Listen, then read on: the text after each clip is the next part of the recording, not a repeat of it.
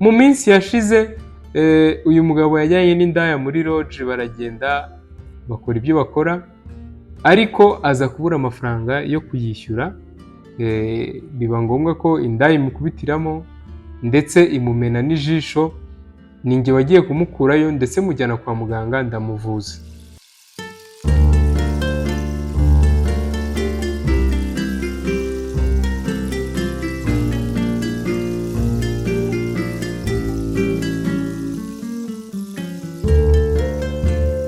Mwiriwe neza, reka nongere mbashimire mwe mwahisemo kubana natwe kuri iyi YouTube channel Amategeko muri Sosiyete. Nk'uko mumaze kubimenyera, iyi ni YouTube channel y'Abanyarwanda, aho tubigisha, tubafasha gusobanukirwa amategeko y'u Rwanda ku buntu nta kiguzi. Nkaba nkushishikariza wowe uri kureba iki kiganiro kuri YouTube channel y'Abanyarwanda, niba utarakanda subscribe uyikande, kuko waratanzwe. Abantu benshi bakanda subscribe kugira ngo bajye babasha kubana natwe, bakurikira ibiganiro tubahereza. Ntekereza ko ubu tuvugana bamaze gukanda subscribe. Uyu munsi nabateguriye ikiganiro cyiza cyane ndetse kinababaje, ariko kirimo inyigisho ireba ababyeyi, ndetse cyane cyane ireba ababyeyi n'abana bakumviraho. Mu minsi yashize hari umubyeyi wampamagaye, umubyeyi umwe mu bakurikira ibiganiro byacu kuri YouTube channel Amategeko muri Sosiyete, ampamagara ambwira ko yashakanye n'umugabo, ariko uwo mugabo ni umusinzi, ntago asobanutse. Ataha amukubita, ntago atanga iposho, aragenda agakubita icyumweru, agakubita ukwezi adataha, ari mu ndaya. Arampamagara arambwira ko rwose nzabigenze nte, ko uyu mugabo amaze kuntesa, ko amaze kunanira, nzabigira gute? Mu kanya ndaje mbabwire iki kibazo uko giteye, ndetse mbabwire n'icyo amategeko ateganya, aho amategeko avuga ko buri wese mu bashyingiranwe ashobora gusaba ubutane kubera imwe mu mpamvu imwe iri muri izi mpamvu ngiye kubabwira mu kanya. Ndetse nanabamenyesha ko iri tegeko ari itegeko rishya ryasohotse mu minsi yashize, ndetse nkaba ngira ngo twese tugire ubumenyi turigiraho, ndetse abashakanye ndetse n'abandi batarakora ubukwe bagire byinshi baryigiraho, kugira ngo naramuka ahuye n'iki kibazo azamenye uko abigenza. Reka twongere dusubire.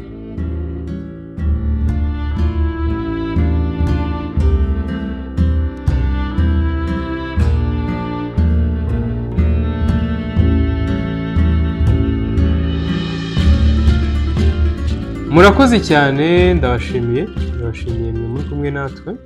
Reka tudatinze duhere kuri iki kibazo cy'uyu mubyeyi, twumve uko kimeze. Umubyeyi mu minsi yashize yarampamagaye, aransuhuza, turaganira, ambwira ko afite ikibazo. Ambwira ko yashakanye n'umugabo, ndetse bashakana mu buryo bwemewe n'amategeko, ariko uwo mugabo yaramunaniye. Uwo mugabo ni umusinzi, ava mu rugo mu gitondo akagaruka nimugoroba. Uwo mugabo ahora mu ndaya, yirirwa mu busambanyi.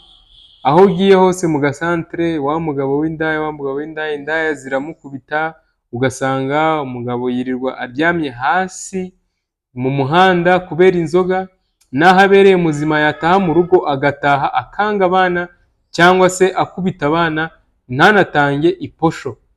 Aribaza, uyu mugabo arananiye, tumaranye imyaka igera ku myaka 10, ariko muri iyi myaka 10 imyaka 3 niyo twabanyemo neza, indi myaka yose uyu mugabo yarahindutse.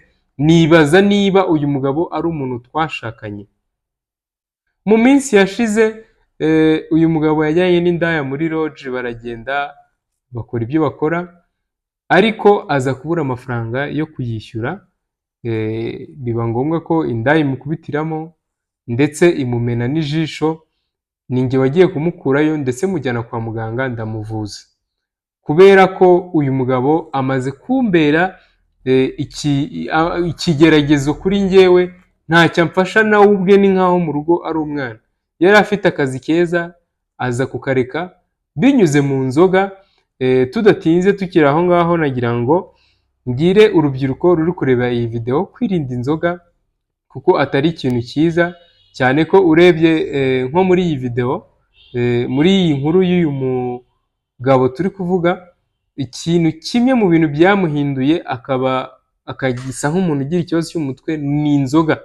Yirirwa mu nzoga zamubereyeho icyorezo, ndetse naho yagerageje kutazinywa, wenda yagerageje gukora akaraka kubera ko ni umunyabiraka, ajya mu ndaya, nta kintu kizima akora mu rugo.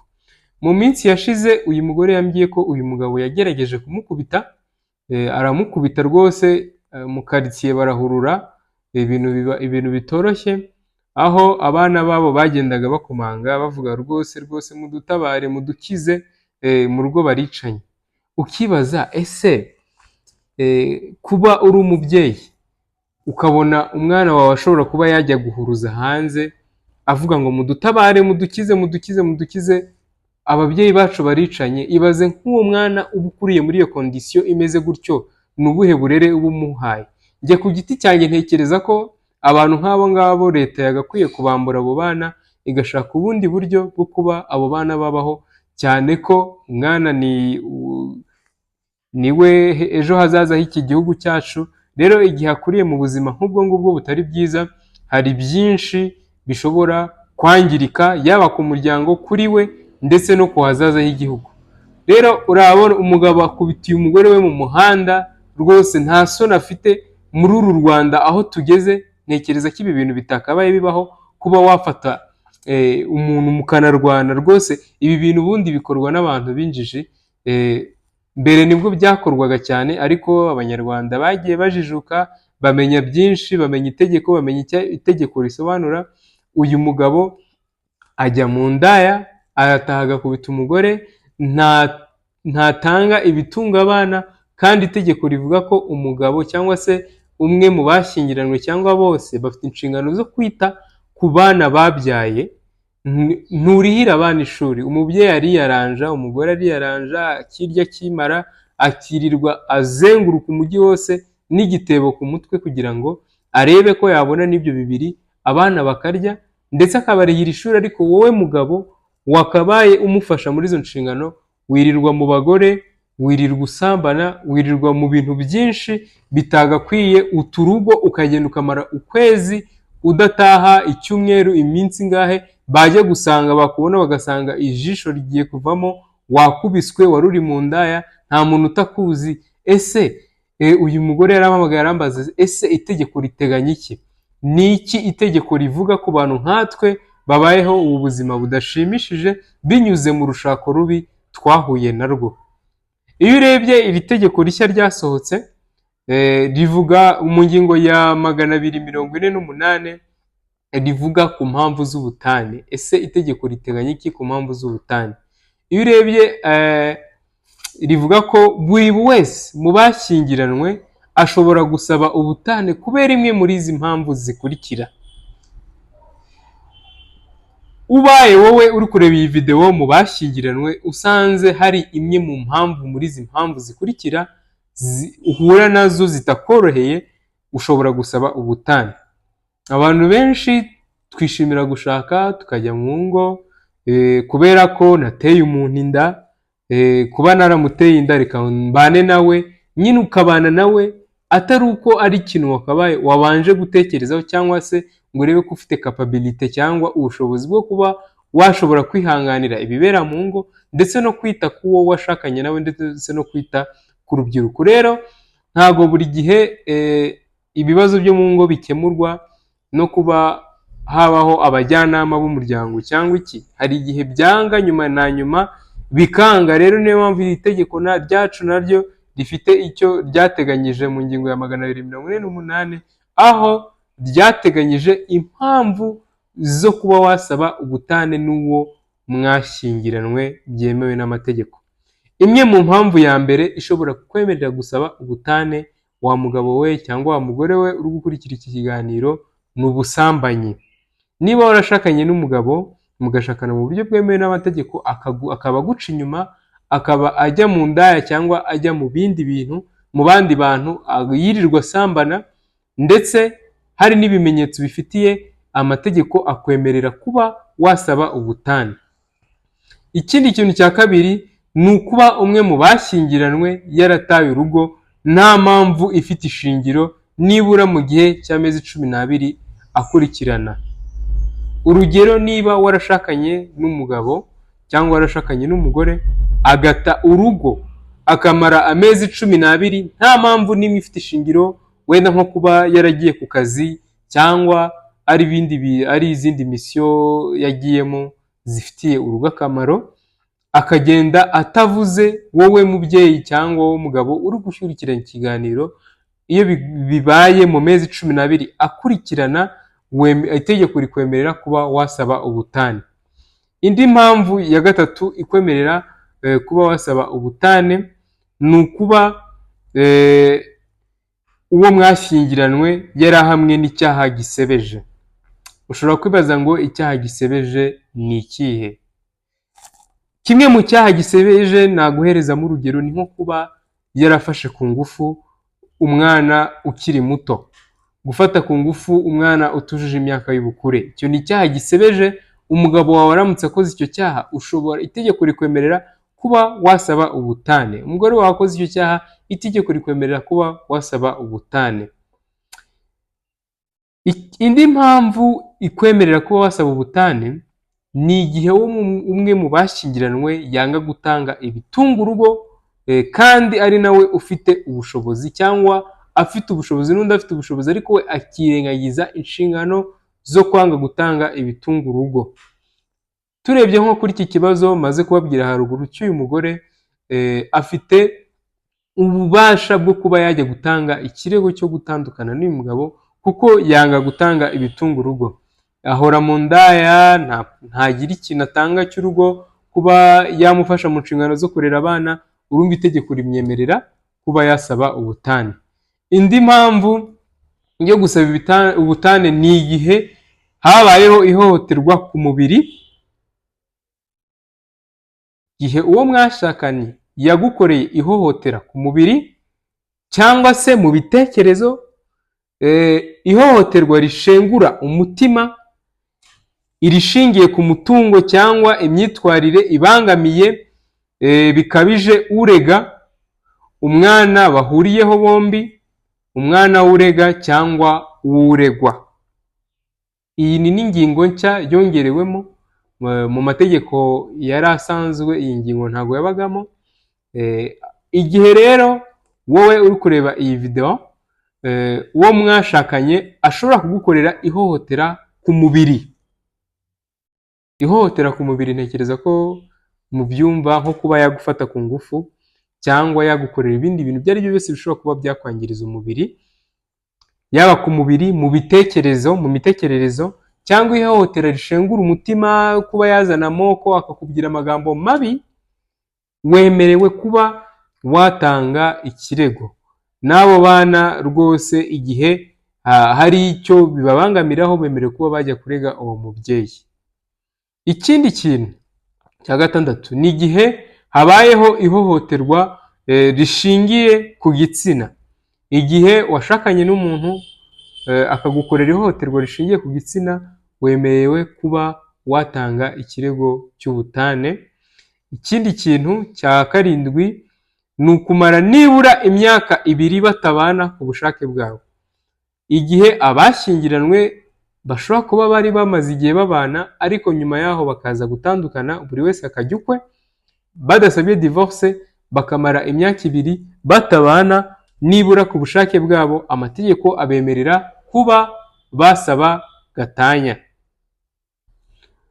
Indi mpamvu ya 8 ni kutabana mu gihe kirenze amezi 6 akurikirana uhereye igihe habereyeho ishyingirwa nta mpamvu zifite ishingiro.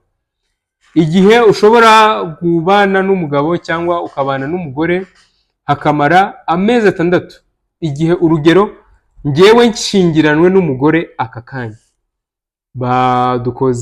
tugiye mu murenge, dukoze ubukwe, reception byose byabaye, niyo mwajya mu murenge mukabana, hagashira amezi agera ku mezi 6 mutabana. Mbere bavugaga amezi 12 yikurikiranyije, noneho ubu ngubu itegeko rivuga amezi 6 mutabana. Icyo gihe wemerewe kuba wasaba ubutane nk'uko biteganywa n'itegeko. Indi mpamvu iteganywa n'iri tegeko ni nk'igihe iyo ku bana bitagishobotse kubera indi mpamvu itakwihanganirwa n'umwe mu bashyingiranywe. Urumva itegeko yashizemo n'ingingo mbere itarabagamo, zimwe mu mpamvu zishobora kukwemerera gutandukana cyangwa gusaba ubutane n'uwo mwashyingiranywe ni igihe mutagishoboye kubana kubera impamvu mudashobora kwihanganira. Iyo mpamvu udashobora kwihanganira, abashyingiranywe bahura n'ibintu byinshi, ushobora guhura n'impamvu ukayibona cyangwa ugahura n'ikintu ukabona iki kintu sinashobora kukihanganira. Icyo gihe itegeko riguhereza uburenganzira busesuye bwo kuba wasaba gutandukana n'uwo mwashyingirana. Ikindi kintu cya nyuma nasoza mvuga ni uko kutabana bitewe n'uko umwe mu bashyingiranywe afashwe nabi ntibyitwa guta urugo mu gihe yagiye abimenyesheje ubuyobozi bw'ibanze bumwegereye bigakorerwa inyandiko. Kanongere mbasubiremo kino kintu ugomba kwitondera. Icyitonderwa nuko kutabana bitewe nuko umwe mu bashyingiranywe afashwe nabi bititwa guta urugo mu gihe yagiye abimenyesheje ubuyobozi bw'ibanze bumwegereye ndetse bigakorerwa inyandiko. Rero wowe mugabo, wowe mugore, niba uri gukurikira iki kiganiro ukaba warahuye n'ikibazo uwo mwashyingiranywe akaba aguhemukira cyangwa hari impamvu muri mvuze haruguru, hari aho bigonganira n'ubuzima mubanye nawe, niba hari kimwe muri ibi bakora, wemerewe gusaba ubutane. Niba ufite ikibazo, inama ukeneye cyangwa inyunganizi mwaduhereza, ushobora kunyandikira kuri nimero iri aho hasi kuri WhatsApp tukavugana, nkakubwira icyo gukora, cyane ko amategeko yacu akwemerera kuba watanga ikirego cyo gusaba ubutane igihe uwo mwe mu bashyingiranywe yaba agukorera ibi bintu. Ushobora kuba uri umwana, uri umusore, uri inkumi, ukaba ufite ababyeyi bahora bashwana biturutse kuri iyi mpamvu, ushobora kumvugisha nkakubwira icyo wabafasha. Ushobora kubagira inama cyangwa ukababwira ukundi byakorwa kugira ngo batazanicana. Ni nayo mpamvu rwose iki kiganiro ntagomba gikorera ababyeyi gusa, namwe bana muba mureba ibi biganiro ni byiza cyane ko mubibona mukigiramo byinshi. Murakoze cyane, mugire ibihe byiza.